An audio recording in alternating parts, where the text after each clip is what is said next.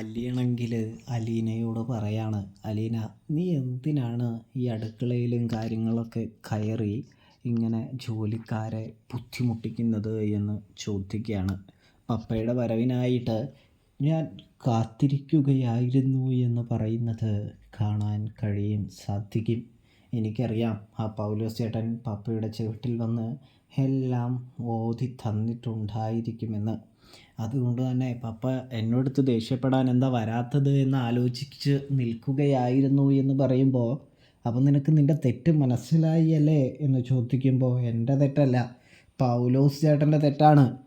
ആ പുള്ളിയാണ് ഒരാവശ്യമില്ലാതെ എൻ്റെ മെക്കട്ടേക്ക് കയറി വരുന്നത്. ആ പുള്ളിയുടെ ഒരു വിചാരമുണ്ട് എന്ന് പറഞ്ഞുകൊണ്ട് തന്നെ അലീന തുടങ്ങുകയാണ്. ആ പുള്ളി ഏതാണ്ട് വലിയൊരു സംഭവം മാതിരിയാണ് പുള്ളി തന്നോട് പെരുമാറിയത് എന്ന് പറയുന്നു.